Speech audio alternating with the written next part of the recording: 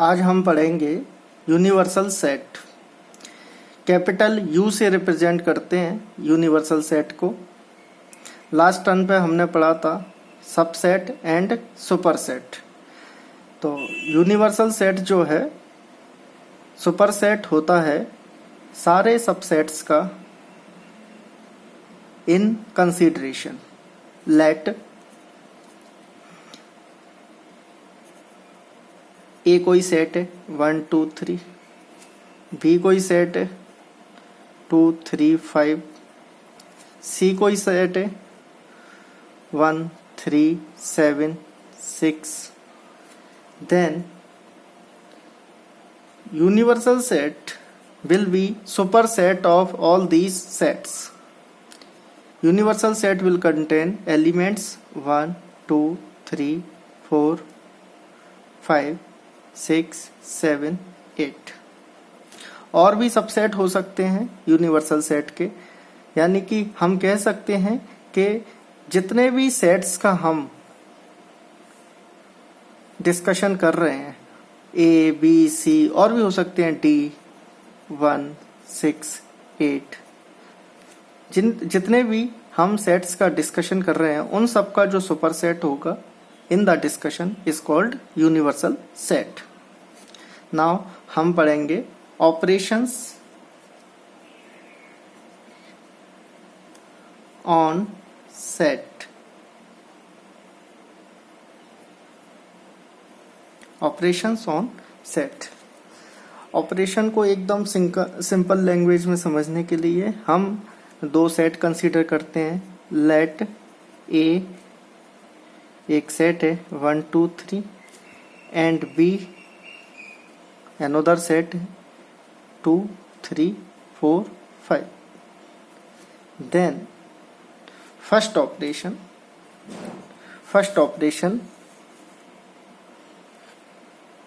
that is union।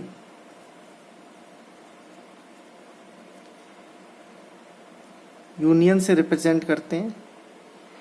ये you नहीं है, यूनियन ये ऑपरेशन है।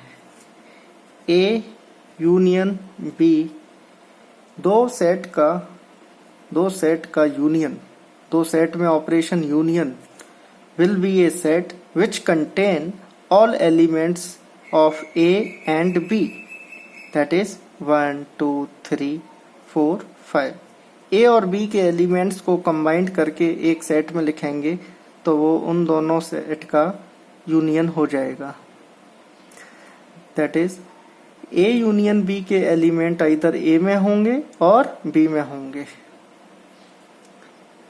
दूसरा इंटरसेक्शन।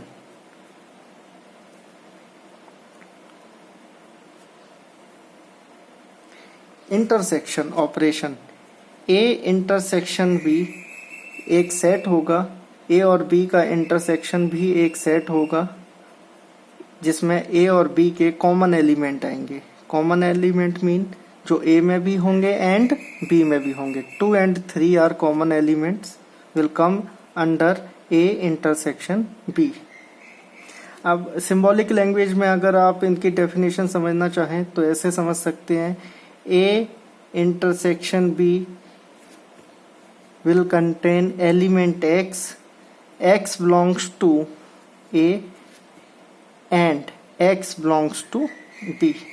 मतलब X A में भी होगा, X B में भी होगा, दोनों में होगा। एंड कॉमा का मतलब होता है एंड, दोनों कंडीशन होल्ड होंगी। A में भी होगा, B में भी होगा, तो वो एलिमेंट A इंटरसेक्शन B में आएगा। ऐसे यूनियन में भी लिख सकते हैं हम A यूनियन बी। सिंबॉलिक इसका सेट बिल्डर फॉर्म में लिखेंगे ऑपरेशन ए यूनियन बी। इसमें एक्स टाइप के एलिमेंट्स आएंगे, एक्स ए में होगा और एक्स बी में, या तो एलिमेंट एक्स ए में होगा या एलिमेंट एक्स बी में होगा, यानी कि या तो ए में होगा या बी में होगा, सारे एलिमेंट आ जाएंगे यूनियन बी में। तीसरा डिफरेंस।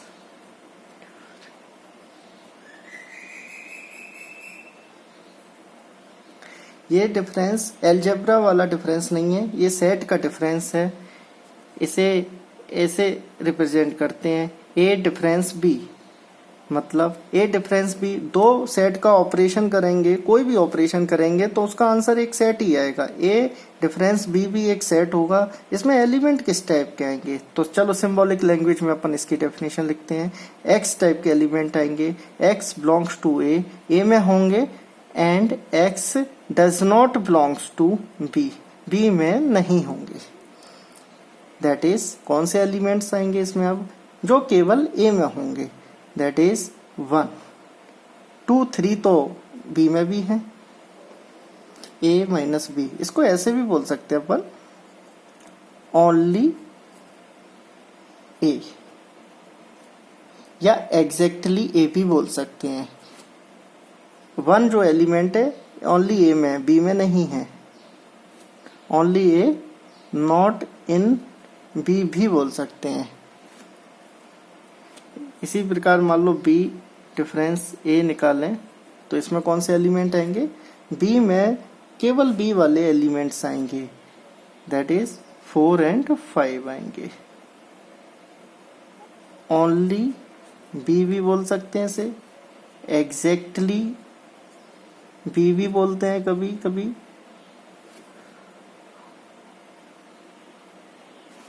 इसको कभी कभी ऐसे भी बोल देते हैं, only in B, only in B, not in A, ऐसे भी बोल देते हैं, उससे कोई फर्क नहीं पड़ेगा। चौथा ऑपरेशन है आपका, चौथा ऑपरेशन है सिमेट्रिक डिफरेंस।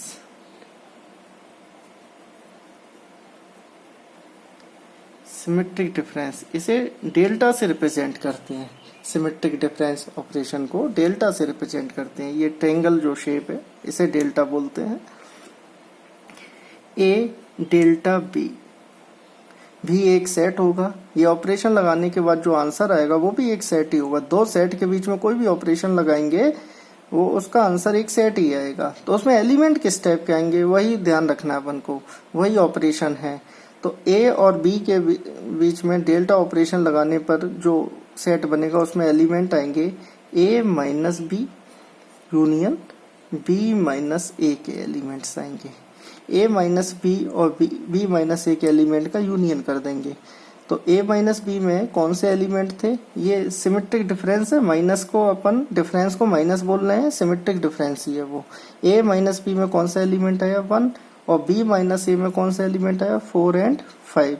इन सब तीनों एलिमेंट को यूनाइट कर देंगे, that will be A delta B, A symmetric difference B. Fifth operation है आपका कॉम्प्लीमेंट।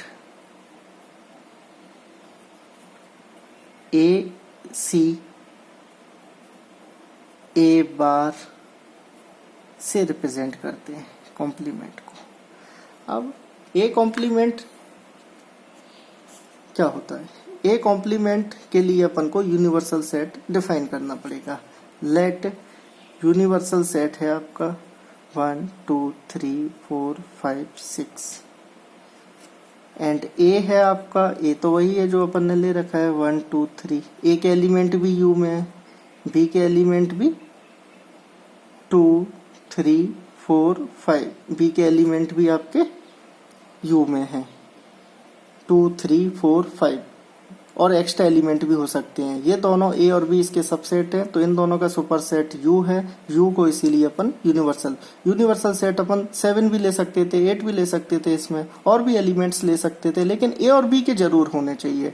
एक्स्ट्रा कितने भी एलिमेंट ले लो। अभी डिस्कशन कर रहे हैं अपन ए और बी का, तो मैंने यूनिवर्सल सेट थोड़ा छोटा सा ये ले लिया है।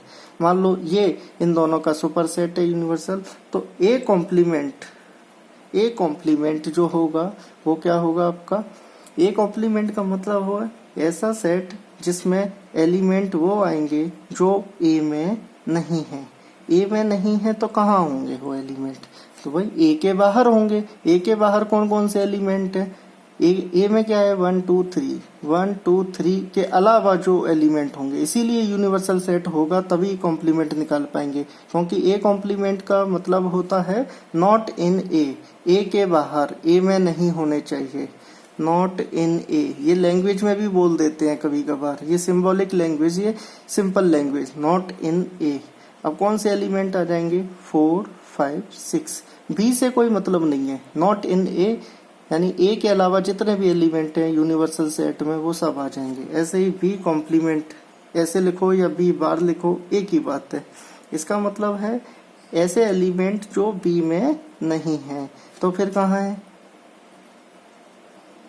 तो फिर वो एलिमेंट्स कहाँ होंगे, वो एलिमेंट होंगे यूनिवर्सल सेट में।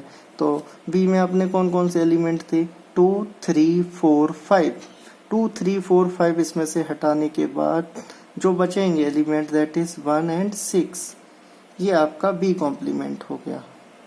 इसको अपन ऐसे भी बोल सकते हैं u माइनस ए, u में से एक एलिमेंट हटा दो जो बचेंगे, u डिफरेंस वही सिमेट्रिक डिफरेंस है, u में से एक एलिमेंट हटा दो तो जो बचे हुए एलिमेंट्स आ जाएंगे। इसे ऐसे भी बोल सकते हैं u minus B, not in B, not in A.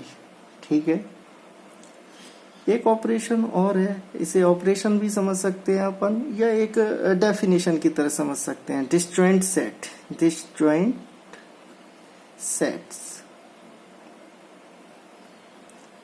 Disjoint set क्या होते हैं, अगर दो सेट है ए एंड बी, दोनों का इंटरसेक्शन अगर फाई आए, फाई मतलब एम्प्टी सेट आए, यानी दोनों में कॉमन कुछ भी ना हो, A intersection B, intersection mean दोनों के कॉमन एलिमेंट, अगर कॉमन एलिमेंट कुछ नहीं आए तो then A and B are called disjoint sets. अभी ये ए एंड बी में कॉमन तो वैसे 2 और 3 आ रहा है इन दोनों की बात करें तो, लेकिन इन जनरल ये डेफिनेशन है, चाहे इसे ए और बी की जगह एक्स एंड वाई समझ लो आप, x and y, then x and y are called disjoint set। अगर दोनों का कॉमन कुछ नहीं आएगा तो डिसजॉइंट फाई आएगा। तो ठीक है, अब यही सारे ऑपरेशन अपन वेन डायग्राम से समझते हैं। वेन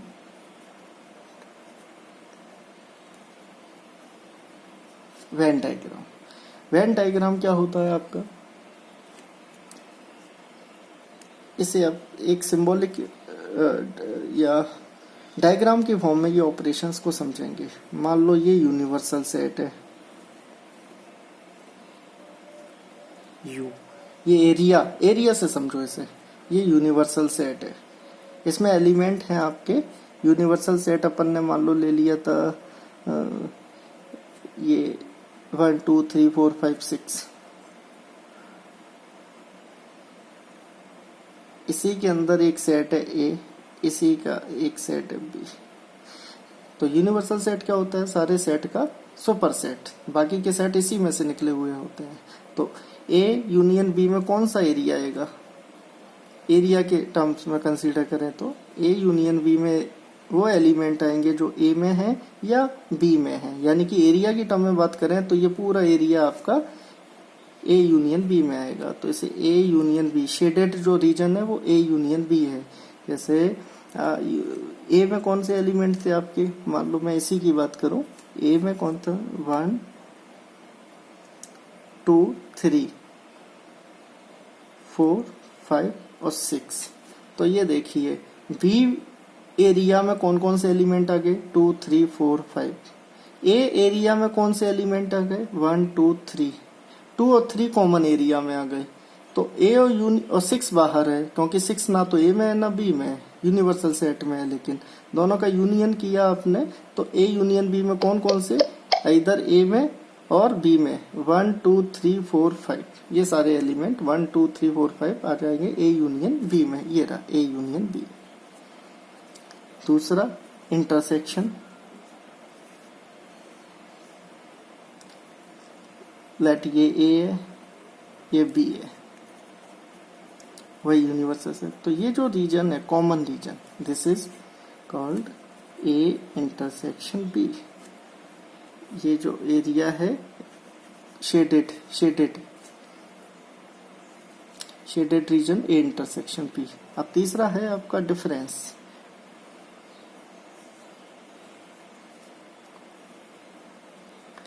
ये यूनिवर्सल सेट, ये ए है, ये बी है।